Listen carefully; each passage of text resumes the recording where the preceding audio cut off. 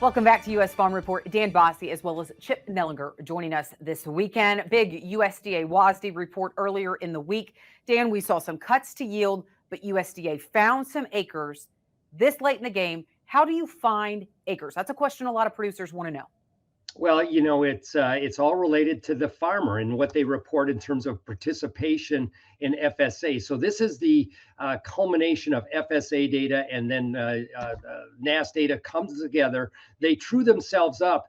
And in this case, we found that particularly in North Dakota, farmers planted a lot more corn. And so that's why corn acres were up almost 800,000 acres. Also found a little bit of soybeans. We used to find this in the October report, but a couple of years ago, they were able to get the data earlier. And so it's now coming forward to September. At the same time, we are seeing some cuts to yield. Chip, and some of these early yield reports that you're hearing, considering that we are seeing things dry down so quickly, do you think more cuts are yet to come? Yeah, I certainly do think more cuts are yet to come. I think the market's starting to maybe sense that a little bit as well. Now, it's too early on in bean harvest to really get a sense, but it was tremendously dry from the 1st of October really on into the first part of this past week here. So I think that that dryness is going to take the top end off. Producers are also saying, hey, my corn crop, it's not just drying down rapidly, it's dying, and that's never good for top end yield. So I think that leaves the room open for the USDA to continue to cut yields on upcoming reports. Yeah, we're hearing that same concern. It's dying down, not drying down. As we see that show up in test weights, though, Dan, has the USDA already started to incorporate that issue into their yield estimates?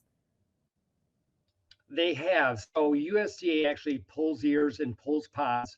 They'll pull more ears for the September report, more pods for the October report, but they will then mechanically dry them down. So we get a sense of what test weight is doing. This will be a year because of what Chip has just said, that test weight will be off significantly in terms of corn. And then soybean seed size will be down, which is 33% of yield. So to that point, I think as you go forward to October, November, we are looking for yields to come off just a little bit from what USDA indicated on Tuesday.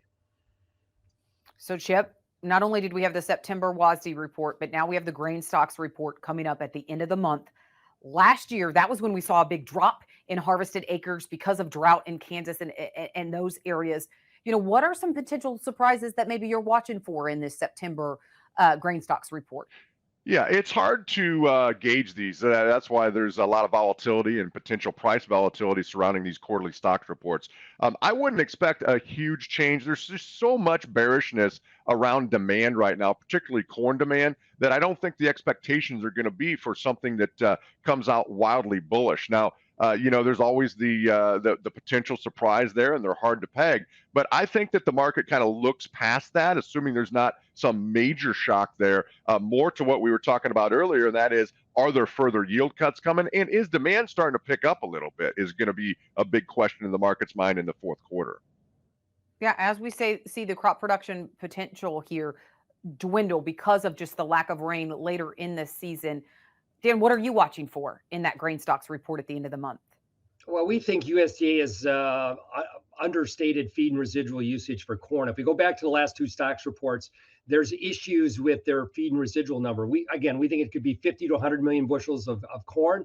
And also in the case of soybeans, it could be 25 to 40 million bushels of soybeans in what's carried now in a residual factor, but will get adjusted as we get past the report. It'll become a smaller crop of next year. So when we think of soybean stocks, they're probably in that 220 to 230 range for old crop. That tightens us up further for new crop. Really, Ty, 220 is pipeline. We can't get any lower than that.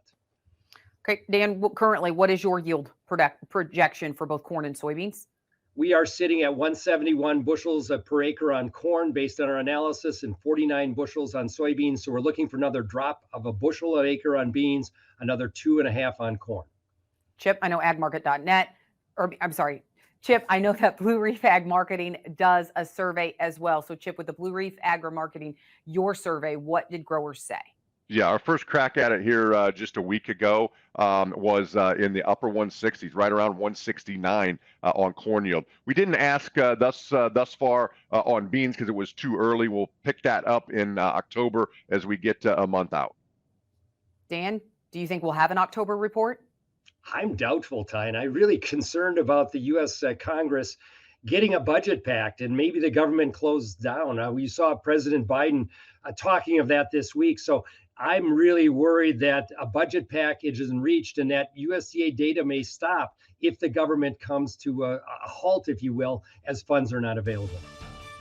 Are the tides turning when it comes to demand, as well as looking at the drought picture? Could it impact barge traffic? And what do growers need to be thinking about as we head now really into the heat of harvest? We'll talk about all of that with Dan as well as Chip later on U.S. Farm Report.